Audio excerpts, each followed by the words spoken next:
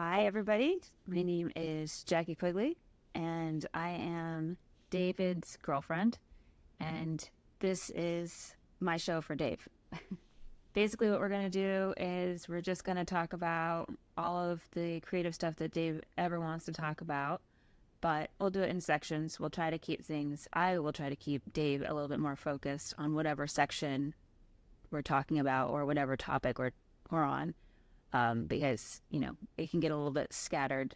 But I wanted to create a podcast for you, Dave, because this is one of the things that you like to do all the time is talk about the creative industry and how something isn't right or something needs to be fixed or it's bad design or, well, design is everything. And then you just go off on these rants and we have these really great discussions, but they're really within the walls of our house. And I think more people need to hear them. And I think if more people did hear them, then maybe you wouldn't be ranting so much within your industry. So welcome, Dave, to your very own show. My show. I got a new show now. This is my podcast. We're going to be talking about it. Yeah, this is your show. And I'll try to like remediate you a little bit, like rein you in from time to time, but you can go crazy and you can be yourself. Yeah. So, because you didn't know that I was doing a show for you, I'm going to give you a topic that whatever topic I give you, you'll eventually go off onto some other topic anyway, so it doesn't matter. So I'll just, yeah. So I'll just give you the topic. So one of the things that, first off, Dave is in the creative industry and he is in advertising. And he's just one of the most brilliant people I've ever met. He's extremely creative. He thinks of things I've never even thought about before. And he thinks of the things that I should have thought about. He thinks of things that everyone should have thought about. And so it's when you hear an idea from Dave, you're like, why didn't I have that idea? Or why have I never thought about that before? So one of the things that Dave always starts with, and when he's at a company and he's been given a brief on something or whatever, he starts with something that he likes to call concepting, which is what most people know as ideation. And I think that you tend to complain a little bit about how other people don't know how to do this properly. And one of the things that you do is headlining. So do you want to talk a little bit about that?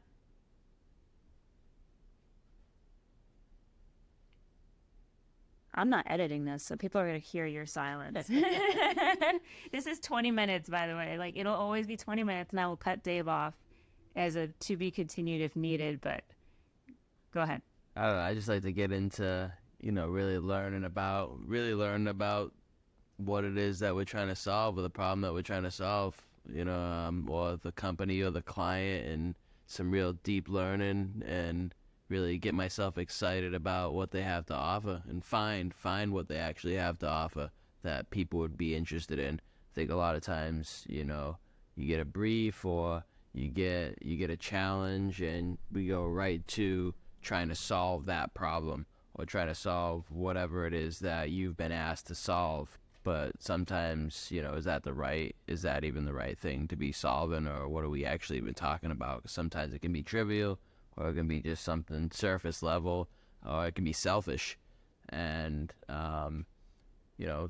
not that problem is not worthy a problem to be solved, but I like to just kind of erase everything else, erase the top line and just think a little bit more about what people actually want us to be telling them, or what people, what the offer or what the company really should be talking about, I guess. And just learn, dig, do research, and understand them, so that whatever we're going to be telling people, it can be worthy of people's time and not, a disruption to their time. And so, I like to write and just, explore and just write headlines, write press releases, write ways in, write just, interesting hooks. And, hooks, to me is just that first initial, punchy headline. What do you want to say? What are you trying to, what's the message that you're trying to deliver in the shortest way possible? And sometimes I like to think about it like a press release or, Can you explain an the press article release? headline. Yeah, a press release is, something that you would see in the news necessarily. Like, you're not putting out the press release, you're just creating fake ones to get hyped up and see, like, is that something, What, is that yeah, something what's, that people would actually write about? yeah, what's something that I want to, if I was reading or if I was, going about my day on, social media or Instagram or, New York Times or any kind of article, BuzzFeed, what are the headlines that hook me? And I was saying is, usually it's something, anything in the world that you're out there looking for, or you're not even looking for, you're just going about your day and you'll read an article, and if the headline is interesting to you, you'll click on it and you'll read it. Or, if the hook is interesting enough, it catches your attention and you wanna kind of learn more and know more about it. So, we kind of start sometimes by writing those hooks or writing those headlines or just starting to, put things down on paper to kind of catch our own attention and see what's interesting to ourselves.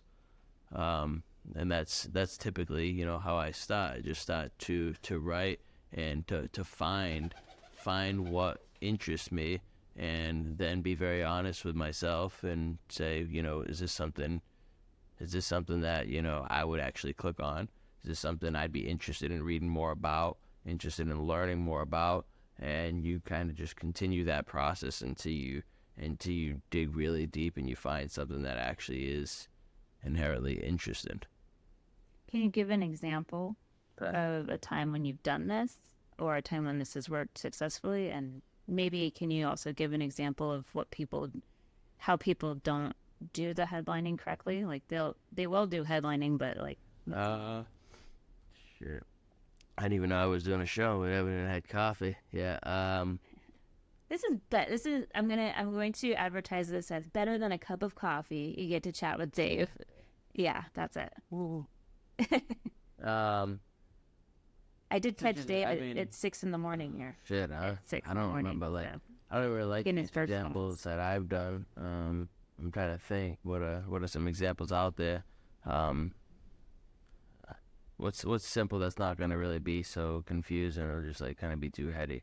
We were doing something for Pepsi a couple years ago, and it was for the holidays, and Pepsi, claimed to be more, more irreverent, I guess, and more unapologetically themselves. And, our main competitor was Coca-Cola, and Coca-Cola is very traditional, classic, Santa Claus, everything that you associate with the holidays and Christmas, where Pepsi always claimed to be, a lot of the opposite, more pop culture and different than your typical Coca-Cola. So one of the partners that they had already locked in was Cardi B from previous campaigns that we did. So I think something that was interesting to me when we were creating headlines and what could Cardi B do during the holidays and why are we even using her in the first place was, to introduce this idea where Coca-Cola typically uses Santa Claus. We introduced the idea of Cardi Claus, and how weird would that be to get Cardi B to play a more irreverent, unapologetic version of Santa Claus. And then from there, we're like, well, what does that even mean? And what do we do with that? And we introduced this idea of, a lot of times you get gifts from people, you get gifts or you put a wish list together and sometimes it's like you get things that you didn't even want. Maybe you'll get a sweater or maybe you'll get a this or a that. And it's not even necessarily, something that you're most excited about. And, Cardi B being, that she had, the song about money. And everybody likes cash, right?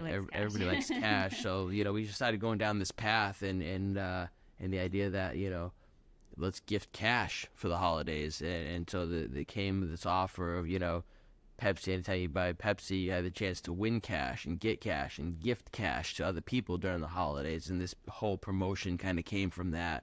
And then from there, it's Cardi B. It can't just be about an offer, and it can't just be about, gifting cash, even though that was the main bit of it. But, knowing that we're going to use Cardi B as Cardi Claus, where does Cardi Claus live? And where does, what's her station? Whereas, Santa Claus is in the North Pole. So then we invented this whole thing called, Cardi B's Twerk Shop. And, that's another hook that became interesting. It's like Cardi Claus and Cardi B's Twerk Shop. It's like these words and these connections kind of start to come together, which is really interesting. And these create hooks of interest.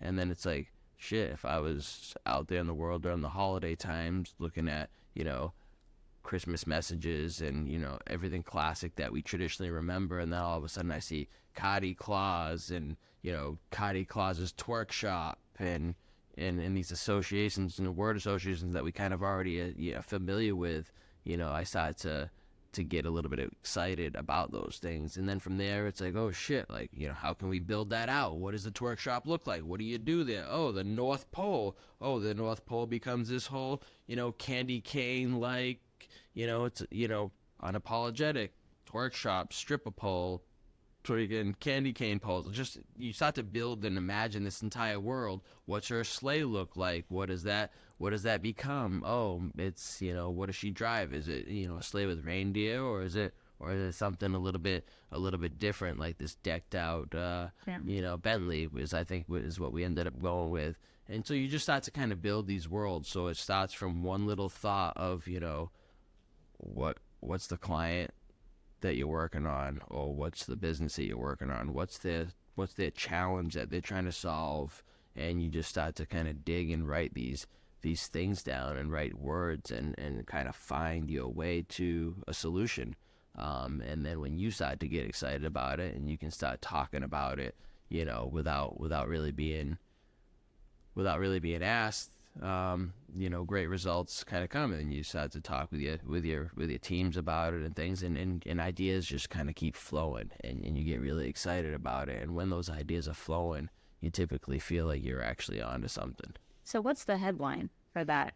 What's the headline for that? Yeah, so would the headline be something like, Pepsi makes Cardi B the new Santa, like that kind of thing, so that people, when they're reading in your pitch deck, I think, and then that's where you take it even further. You just kind of write all these different headlines and see which one actually feels like the right one. Like you can go, like you just said, Cardi B is the new Santa Claus this year, or something like, introducing Cardi B and her Twerk Shop during the holidays, right? And so it's like, you can go with a headline that's a little bit more direct, that still gets the point across and what the idea actually is, or you can start to kind of dig and introduce these buzzwords or these words like Cardi B's Twerk Shop during the holidays, or nothing more traditional than, a Cardi B's Twerk Shop during the holiday. Nothing says holiday tradition like Cardi B's Twerk Shop in the holidays, right? Like, so it's just like you start to just pull these things down and craft headlines that again hook yourselves. And what would you be interested in actually reading, or what would stop you in your tracks when all these other messages are out there in the world? What would stop you and get you to actually click as a real person? And that's like the main point, as a real person, not as a brand, not as somebody with an agenda. Me as somebody going about my day, busy, whether I have kids or I'm not really looking for your advertising message and looking to engage with you as a brand. Again, we're on the topic of soda. If I want a soda, I know when I want a soda, or when I want something specific to drink. I'm not looking to necessarily engage with you as a brand. So the idea is just to have fun, be entertaining, and to be real people and interact with people on a human level.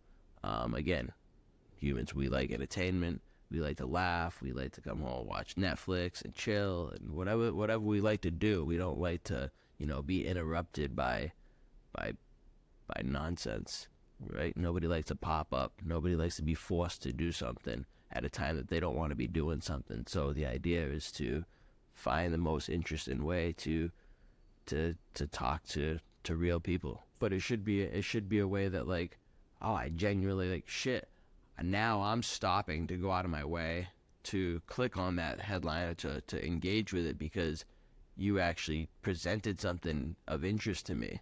Not that, the difference between a pop-up on, like, YouTube in between the thing that you're already going to watch and me naturally going to click on this thing that was delivered at a time, when I feel it's appropriate for me to go out of my way to click on this thing. So if I'm presented with this choice, like, oh shit, I was just going to watch this thing that I really wanted to watch, but now this headline popped up, or I saw this thing about whatever it is. In our example, we're talking about Cardi B's twerk shop. It's like, fuck, man, I really want to see what's going on with Cardi B's twerk shop, even though I was just going to watch this video about, how to build a piece of furniture. Oh shit, I'll take that time to go and see what's going on with Cardi B's twerk shop, because I'm so interested in that, even more so than the piece of furniture that I was just so excited to learn about building, or whatever it is that you were about to do at that time. Like, that to me is true value and excitement, because now you've presented somebody with a choice and they get to choose to go down a different path because they're so excited about what you had to deliver, not forced upon you. Somebody having a choice to interact with what you're presenting them is always the way.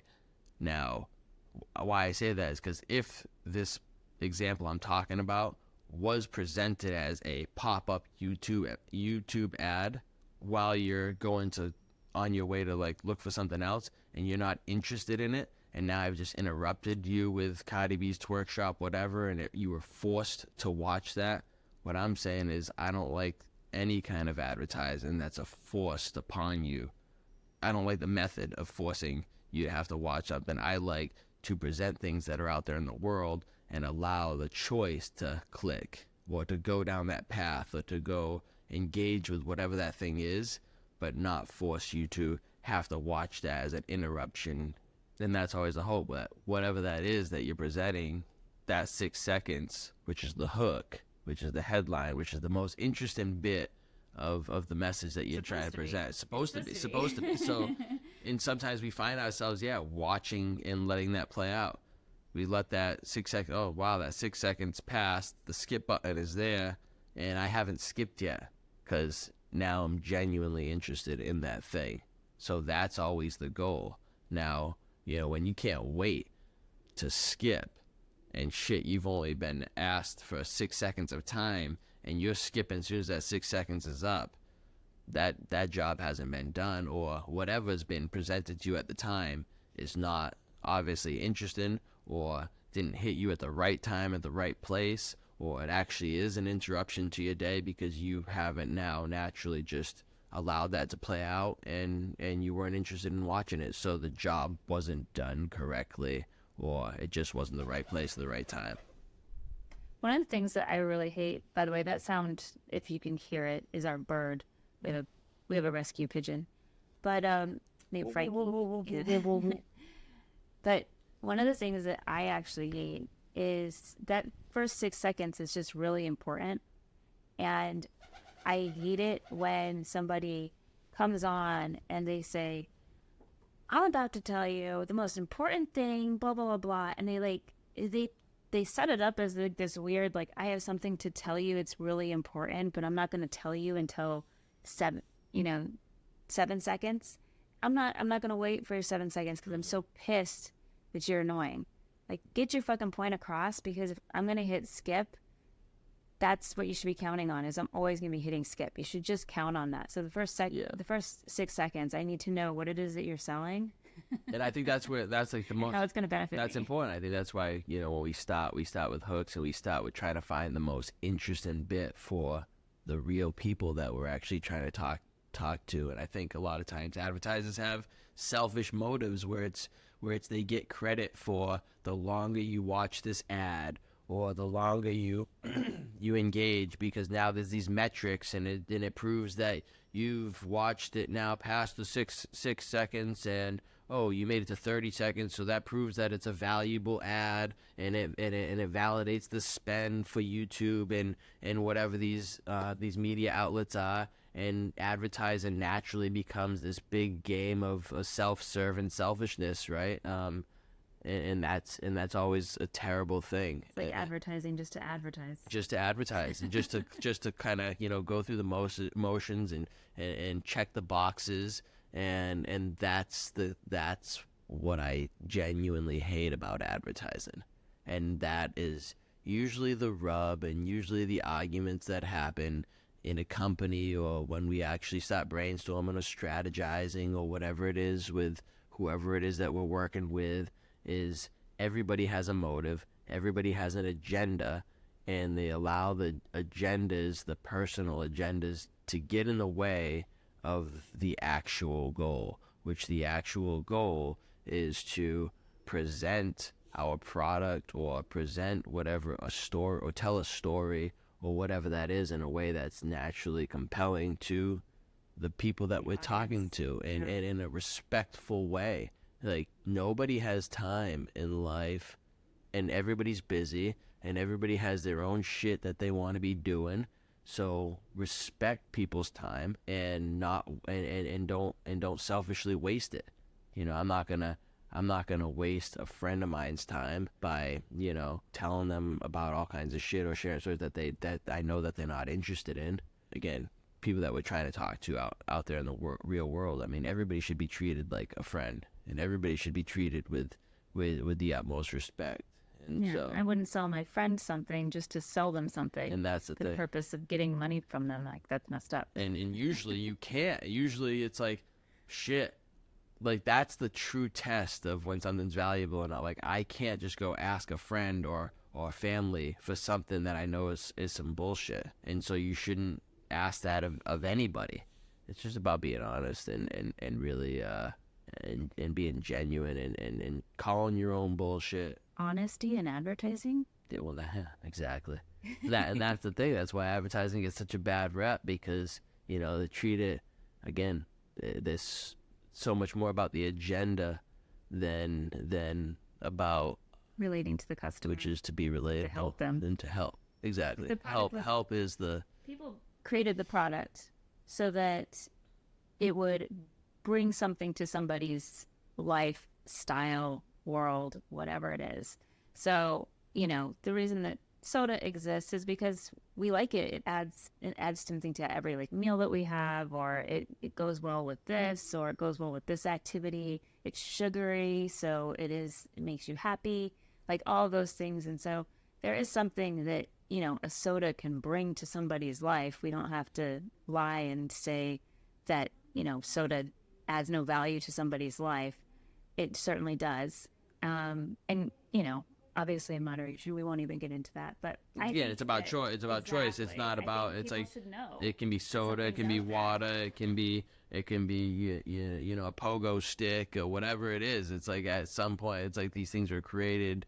That the product itself was created for a reason. Paint. All the different colors of paint. Yeah. And the choice that, I want this or I want that. Williams, yeah. Like, we make different colors of paint. Yeah. Different styles.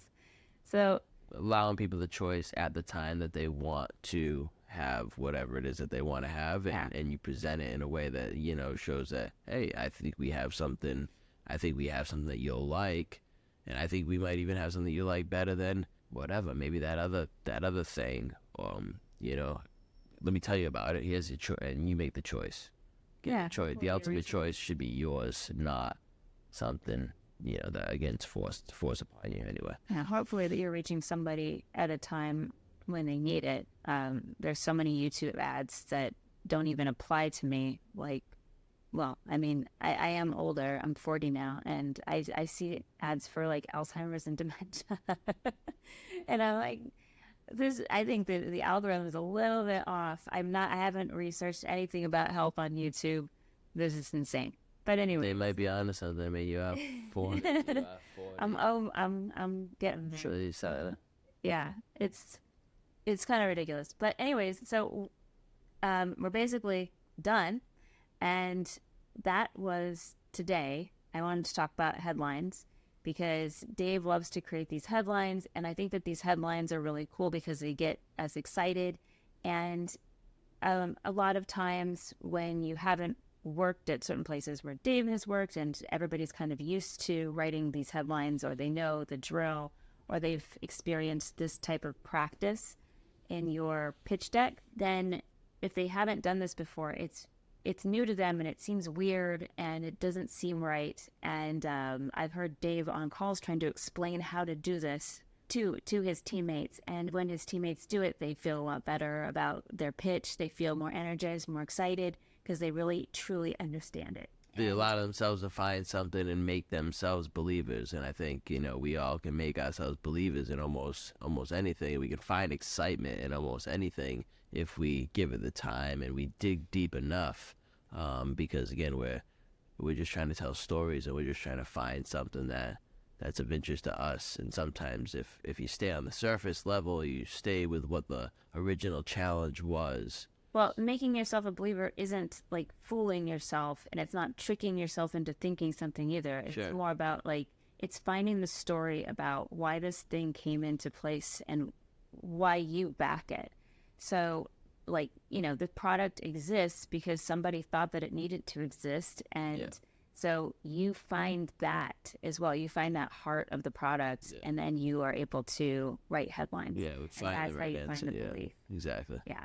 I mean, then there's some things that you get challenged on, or some products, or some services, or some whatever that you can tell that they were just created, out of some kind of pure selfish motivation or whatever it is, It's up to self. and it's it's almost impossible to find what that thing is, or what that truth is, or what that right answer is, because again, there's something broken from the very beginning, or there's something that wasn't that you realize why something was created, and if there wasn't a true reason to exist in the first place. And maybe you can't get on board with it at all, or maybe you can only get on board with it just a little bit in certain circumstances, and it makes it a little bit difficult, Yeah. like chemicals being in certain things that Sure. we use every day that cause cancer or are very toxic or are kind of poisonous. Yeah.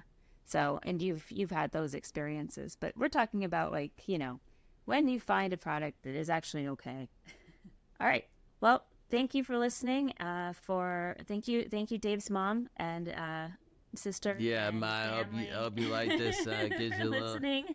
My mother and even people in my family, they're starting. I've been doing advertising for about 20 years now almost, and they still don't necessarily what do you actually do? And I'm like, I don't know. I know what Dave So- does. I see him. This is advertising. So this is for not, you. This is for you, Ma. Advertising is not an 8-hour-a-day job. It is something you think about all the time, and in the shower, and on the way to work, and taking a shit. All of that. Dave is always thinking about.